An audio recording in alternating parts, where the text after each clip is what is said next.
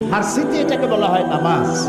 আমাদের দেশে ফার্সি ভাষা মোগল আমলে ঢুকছে, সেই জন্য আমরা মালাইকাকে বলি ফেরেশতা, জাহান্নামকে বলি দোজখ, জান্নাতকে বলি বেহেশত, নবীকে বলি পয়গম্বর, সাওমকে বলি রোজা, আর সালাতকে বলি নামাজ। আল্লাহর নামও পাল্টায় ফেলেছি, আল্লাহরে বানাইছে খোদা, যার জন্য বলে খোদা হাফেজ, খোদা হাফেজ। আল্লাহর নাম কয়টি? আসমাউল হুসনা কয়টি? ৯৯টি। এই ৯৯টি পবিত্র নামের মধ্যে খোদা বলে কোন নাম আছে? বিশ্বাস করুন, বিশ্বাস করুন। আপনি যদি একবার দুবার নয় ১০ লক্ষ বার যদি খোদা খোদা খোদা খোদা জিকির করতে থাকেন ১০ লক্ষ বার, একবার আল্লাহ বলার সমান হবে না। কারণ খোদা আল্লাহর কোন নাম নয়। এই জন্য আজ থেকে এই পরিভাষার পরিবর্তন করুন। আপনার সন্তানকে বিদায় দেওয়ার সময় বলুন আল্লাহ হাফেজ। খোদা হাফেজের পরিবর্তে আমরা আজ থেকে কি বলবো? আল্লাহ হাফেজ। আল্লাহ আল্লাহ বলেছেন সালাত, এটাকে আমরা নামাজ বানাইছি। চেষ্টা করুন সালাত বলার, চেষ্টা করুন। আস্তে আস্তে পরিভাষাগুলি পরিবর্তন হোক। আমরা কোরআনের পরিভাষা যদি বলি সওয়াব হবে, আমরা যদি রোজা না বলে সাওম বলি সওয়াব হবে। এইভাবে প্রত্যেকটি ইসলামী পরিভাষা কোরআনের পরিভাষা ব্যবহার করলে আমাদের সওয়াব হবে বেশি। সেদিকে আমরা যেন লক্ষ্য রাখি। সালাত হচ্ছে ঈমানের সর্বাগ্রগণ্য দাবি। একজন মানুষ যখন ঈমান আনে, ধরেন এখন একজন অমুসলিম ইসলাম কবুল করলো, তার প্রথম কাজ কি? সালাত আদায় করা, নামাজ আদায় করা প্রথম কাজ। মুমিনের শ্রেষ্ঠ আমল হচ্ছে সালাত আদায় করা, নামাজ আদায় করা। দেখুন হযরত মূসা আলাইহিস সালামের কাছে আল্লাহ তাআলা সর্বপ্রথম যে ওহী করলেন, একেবারে প্রথম ওহী, সেই ওহীটা যেখানে নাজিল হয়েছিল সেইটা আমি দেখে আসছি আলহামদুলিল্লাহ। আমি আমার মিশর সফরের সময় সেই ওয়াদিয়ে মুকাদ্দাস সেখানে গিয়েছিলাম। ওয়াদিয়ে মুকাদ্দাস, আল্লাহ তাআলা বলছেন ওয়াদি মানে উপত্যকা। দুই পাহাড়ের মাঝখানে যে সমতল জায়গা থাকে সেটাকে ওয়াদি বলে আরবিতে, বাংলায় বলে উপত্যকা। এখানে যখন মূসা আলাইহিস সালাম গিয়েছিলেন তখন আল্লাহ তাআলা বলেছিলেন ইয়া মূসা ফাখলানা আলাইক ইন্নাকা বিল ওয়াদিল মুকাদ্দাস তুয়া, জুতা খোলো, এটা পবিত্র উপত্যকা। মূসা আলাইহিস সালাম জুতা খুলেছিলেন। আমরাও যখন নেমেছিলাম গাড়ি থেকে অনেক আগের থেকে জুতো খুলে ফেলেছি ভয়তে। আল্লাহ মূসা আলাইহিস সালামের জুতো খুলতে বলছে। যেই জায়গায় এটা নাজিল হয়েছিল আয়াত, যেখানে আল্লাহর নূর পড়েছিল, সেখানে একটি গাছ আছে। ওরা বলে যে এখনো ওই সেই গাছটাই। ওখানে দেখলাম খ্রিস্টানরা যায়, ইহুদিরা যায়, মুসলমানেরা যায়। অনেক চিঠি গাছের পাতায় পাতায় ঝুলানো। জিজ্ঞেস করলাম এগুলি কি?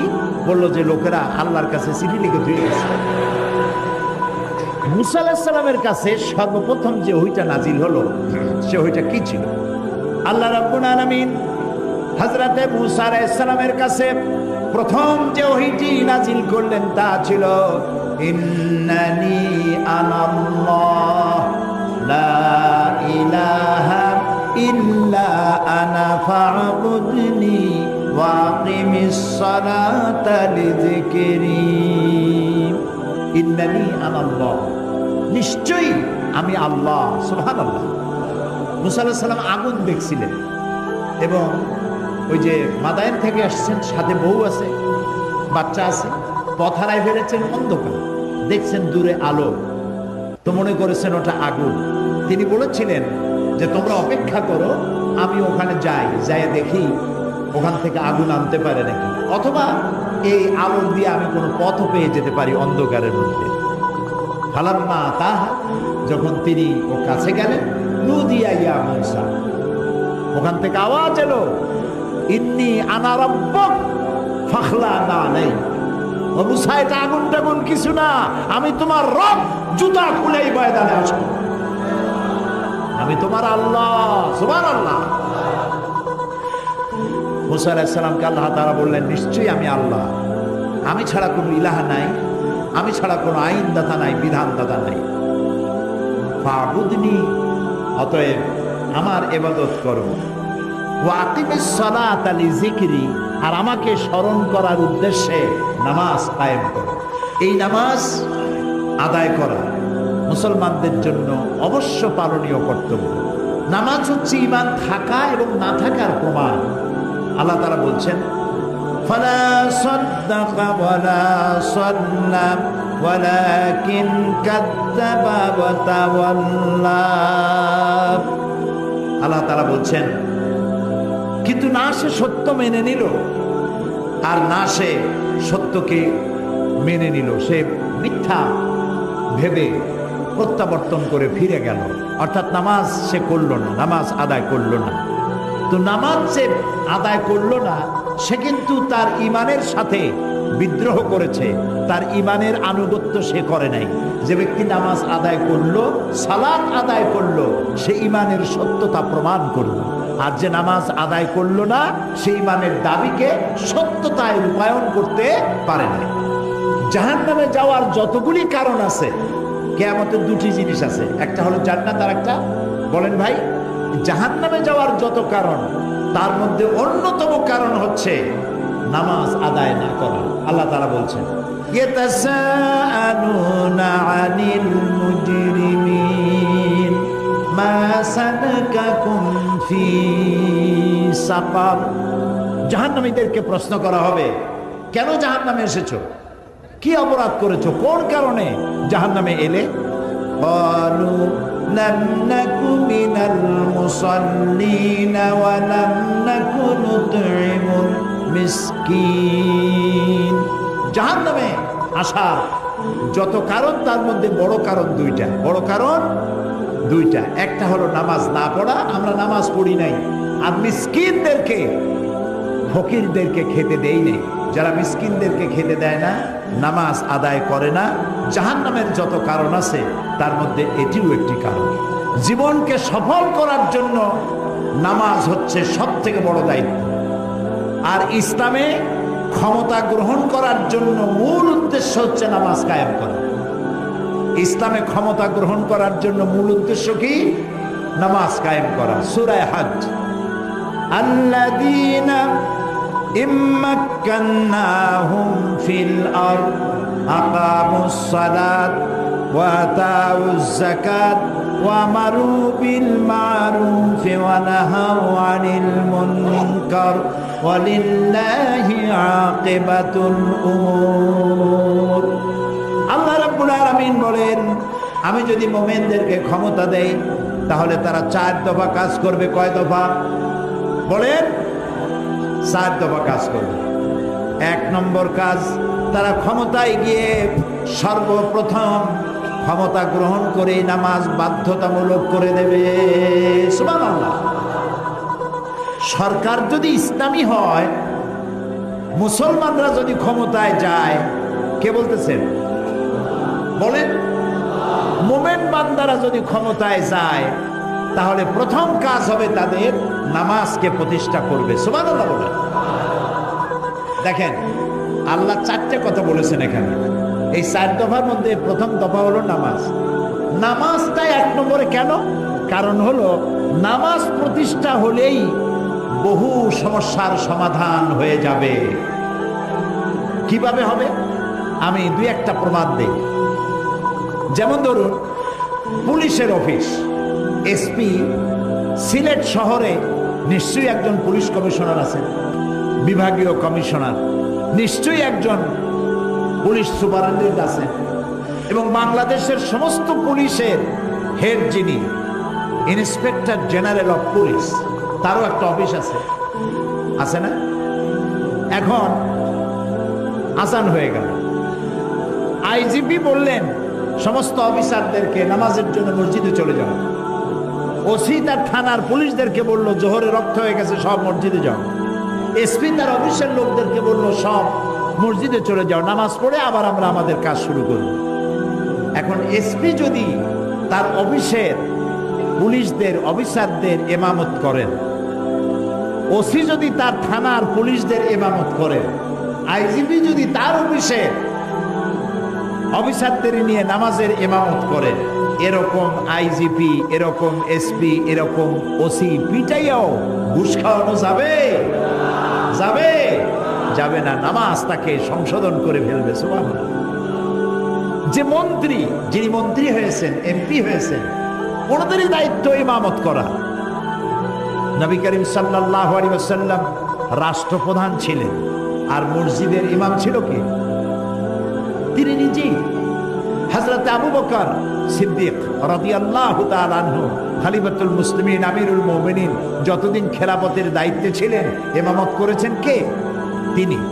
হযরত উসমান, হযরতে ওমর, ওসমান, আলী রিদওয়ানুল্লাহ তাআলা আলাইহিম আজমাইন, যিনি যখন ক্ষমতায় ছিলেন সর্ববৃহৎ সমস্ত জামাতের ইমামত তারাই করেছেন। তো মুসলিম সমাজের নেতৃত্বে আসবে এমন সব লোক যারা জামাতের নামাজ পড়াবার ইমামত করার যোগ্যতা রাখেন, এমন লোকেরাই ক্ষমতায় আসবেন। আর তারা যখন নামাজ পড়বেন, ইমামত করবেন, ঘুষ খাইতে পারবেন না, মানুষ পিটাইতে পারবেন না, মানুষের উপরে জুলুম করতে পারবেন না, নামাজটাকে কন্ট্রোল করবে, হেদায়েত করবে। এই জন্য আল্লাহ তাআলা নামাজকে প্রাধান্য দিয়েছেন। ধরুন ইউনিভার্সিটির ভাইস চ্যান্সেলর যিনি হবেন, ইউনিভার্সিটির মসজিদে তিনি ইমামত করার যোগ্যতা রাখবেন। তার ছাত্র ছাত্রী, শিক্ষক শিক্ষয়িত্রী সকলকে নিয়ে মসজিদের ইমামত যদি তিনি করেন, তাহলে ওই ইউনিভার্সিটি থেকে গুন্ডা পান্ডা সন্ডা বের হওয়ার কথা না। নাম শাহজালাল ইউনিভার্সিটি, কিন্তু প্রোডাকশন কি পাচ্ছি? এখানে যারা নেতৃত্বে আছেন তারা যদি নামাজি হতেন, তাহলে যার নামে ইউনিভার্সিটি ওই রকম লোকই এখান থেকে ওই প্রোডাকশনই বের হতো। সেই জন্য নামাজ হচ্ছে 1 নম্বর কাজ। যদি আমি ইমানদারদের ক্ষমতা দেই, প্রথম কাজই হলো তারা নামাজ প্রতিষ্ঠা করবে। আর প্রমোশন হবে নামাজের উপরে ভিত্তি করে। লোকটা নামাজি কিনা, এই অফিসার নামাজি কিনা, ঘুষ খায় নাকি, ঘুষ খায় না, নামাজি, মিথ্যা কথা বলে না, অন্যের চাকরি নষ্ট করে না, মারপিট করে না, মানুষকে কষ্ট দেয় না, এই সব গুণাবলীর উপরে ভিত্তি করেই প্রমোশনটা হবে। কিন্তু সেই রকম প্রমোশন কি হয় না, প্রমোশন হয় উল্টা। কত বেশি খাইতে পারে, কয় হুজুর উনি ঘুষ মোটেও খায় না। আরে ভাই, কত খায় না সেইটা কম। সুতরাং ঘুষ এবং সুদ, মানুষের উপরে জুলম ইত্যাদি করতে পারে না যদি নামাজি হয়। কেন পারে না? কারণ আল্লাহ তাআলা বলেছেন নামাজ অশ্লীলতা এবং পাপাচার থেকে মানুষকে বাঁচায় রাখে। আল্লাহ তাআলা বলছেন ইন্নাস সালাতা তানহা আনিল ফাহশাই ওয়াল মুনকার। আল্লাহ রাব্বুল আলামিন বলেন নিঃসন্দেহে নামাজ মানুষকে পাপাচার আর অশ্লীলতা থেকে বাঁচায়। নামাজি ব্যক্তি অশ্লীল এবং পাপাচারে লিপ্ত হতে পারে না। আমার এই কথার পরে আপনাদের মনে সন্দেহ জাগতে পারে যে আমিও তো নামাজ পড়ি, আমার পাশেও তো অনেকে নামাজ পড়ে, কিন্তু নামাজ পড়ার পরেও সুদ খায়, ঘুষ খায়, জেনা, বদমাশি, বোতলে কি থাকে সেগুলোও খায়, আবার নামাজও পড়ে। এটা কেমনে হয়? এটা হয় এইভাবে, নামাজের দোষ না। উনি নামাজি কি পড়েন উনি তা বোঝেন না। নামাজটা সঠিকভাবে, ডাক্তার ভালো, প্রেসক্রিপশনও ভালো, রোগ সঠিকভাবে রোগকে উদ্ধার করা হয়েছে, বোঝা গেছে কি রোগ, রোগকে নির্মূল করার জন্য প্রেসক্রিপশন দেওয়া হয়েছে। ডাক্তারও ভালো, প্রেসক্রিপশনও ঠিক, ওষুধও ঠিক, কিন্তু রোগ ভালো হয় না। কারণ কি? কারণ হলো এই রোগী ওষুধও খায়, কুপথ্যও খায়, যেটা তার খাওয়া নিষেধ সেটাও খায়, কাজে তার রোগ ভালো হবে না। আর রোগ ভালো হওয়ার জন্য নামাজি লোক, নামাজ মানুষকে অশ্লীলতা পাপাচার থেকে ফিরায়। কখন ফিরাবে? যখন সে বুঝবে যে আমি নামাজের মধ্যে কি পড়তেছি। ও তো বোঝে না, না বোঝার কারণেই এই দুরবস্থার সৃষ্টি হয়েছে। সাদা কাপড় আপনি সাবান দিয়ে পরিষ্কার করবেন, পরিষ্কার হয়ে যাবে, কিন্তু কয়লা যদি সাবান দিয়া কিয়ামত পর্যন্ত ঘষেন, সাদার চেয়ে সাদা এরকম কোন জিনিস দিয়ে যদি ঘষেন, কয়লা কি পরিষ্কার হবে? হবে না। সুতরাং যে নামাজ পড়া হচ্ছে, নামাজ বুঝি না বলেই নামাজ আমার প্রতি অ্যাকশন করে না। নামাজকে জীবন্ত নামাজে পরিণত করতে হবে। আমি যখন মাগরিব পড়বো তখন আমার মনে করতে হবে এটা আমার জীবনের শেষ মাগরিব, এই মাগরিবের নামাজ জীবনে আর নাও পাইতে পারি। আমি যখন এশা পড়বো তখন ভেবে নেব এটা আমার জীবনের শেষ এশা, আর এশা আমি নাও পাইতে পারি। এমনও তো হতে পারে এই মাহফিলে আমরা যারা বসে আছি এর মধ্যে কোনো না কোনো লোকের কাফনের কাপড় ইন্ডাস্ট্রিতে তৈরি হয়ে গেছে। সে ব্যক্তি আমিও হতে পারি, সে ব্যক্তি আপনাদের মধ্যেও কেউ হতে পারে।